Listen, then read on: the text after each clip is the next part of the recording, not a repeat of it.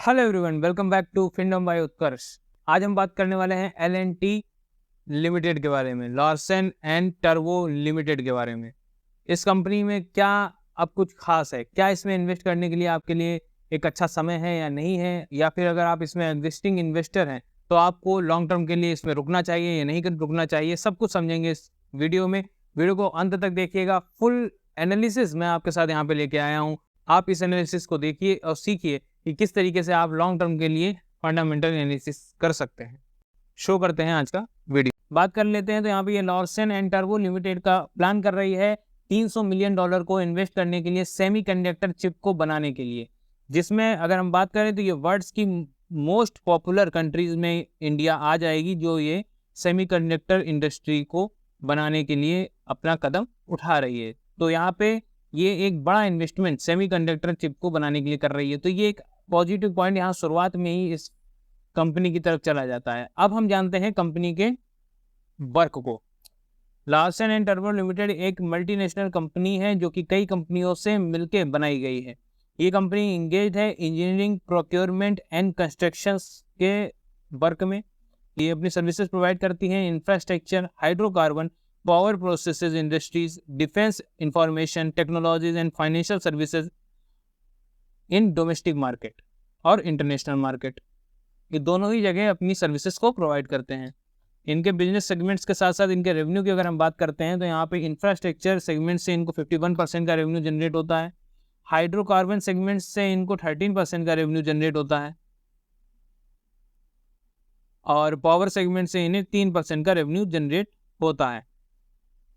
Defence engineering segment से 7% का, heavy engineering segment से 2% का और अदर्स से 4% का रेवेन्यू कंपनी जनरेट करती है।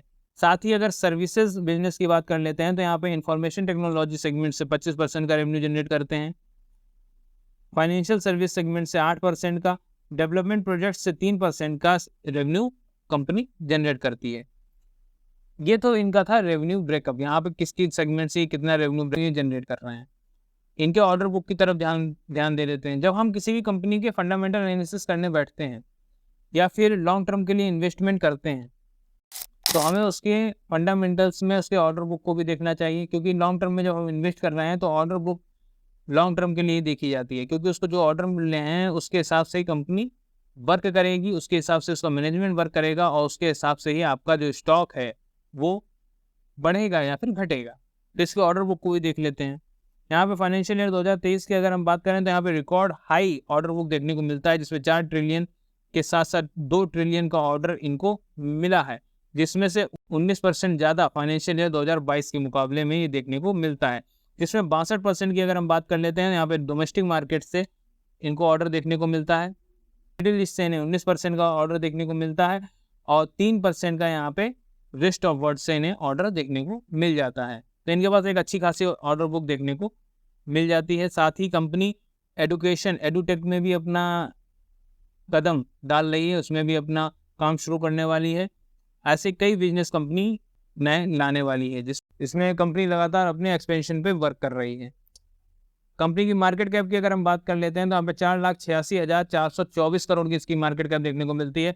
प्राइस की बात करते हैं तो यहाँ पे 3,537 के आसपास का ट्रेड कर रहा है। हाईएस्ट प्राइस 3,949 का देखने को मिलता है, लोएस्ट इसका 2,846 देखने को मिल जाता है, मतलब अपने हाईएस्ट के आसपास ये ट्रेड कर रही है कंपनी। पी रेशियो 36 का है, बुक वैल्यू 628 की है। डिविडेंड अगर हम बात कर लेते हैं तो 0.79% का कंपनी पे आउट करती है। आरओसी इसका 13.4% का है, आरओई इसका 14.7% का है।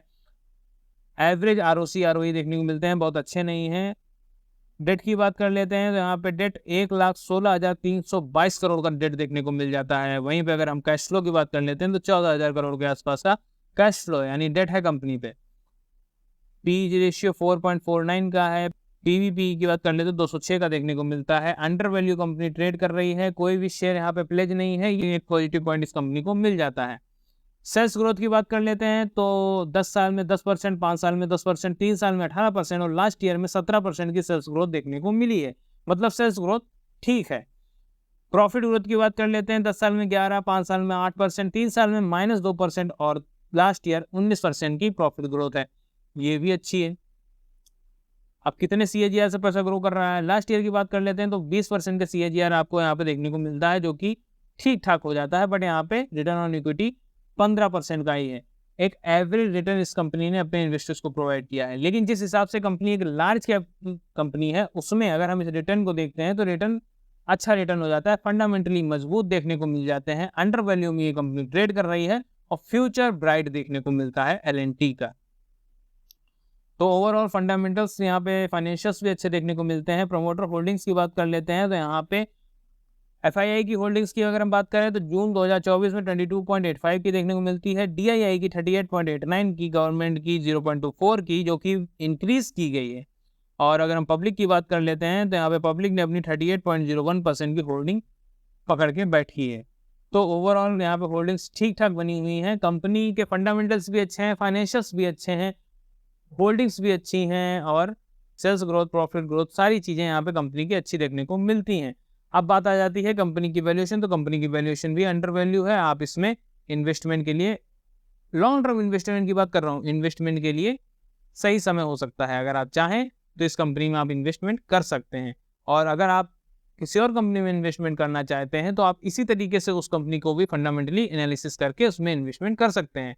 फंडामेंटल एनालिसिस हमें कब काम आती है, जब हम लॉन्ग टर्म के लिए इन्वेस्ट करते हैं। शॉर्ट टर्म में हम टेक्निकल एनालिसिस से भी काम चला के उसमें इन्वेस्टमेंट कर सकते हैं। बट अगर आप लॉन्ग टर्म इन्वेस्टर हैं तो बिल्कुल आपको फंडामेंटल एनालिसिस समझ में आनी चाहिए। जानकारी पसंद आई है तो वीडियो को लाइक करिएगा, चैनल पर नए हैं तो सब्सक्राइब करिएगा, दोस्तों का शेयर करिए जो कि फंडामेंटल एनालिसिस को सीखना चाहते हैं और खुद के जानकारी से इन्वेस्टमेंट करना चाहते हैं। अगर ये अगला वीडियो आपको किस टॉपिक पे चाहिए, किस कंपनी का आपको एनालिसिस देखनी है, मुझे कमेंट बॉक्स में जरूर बताइएगा। मिलते हैं नेक्स्ट वीडियो में। धन्यवाद।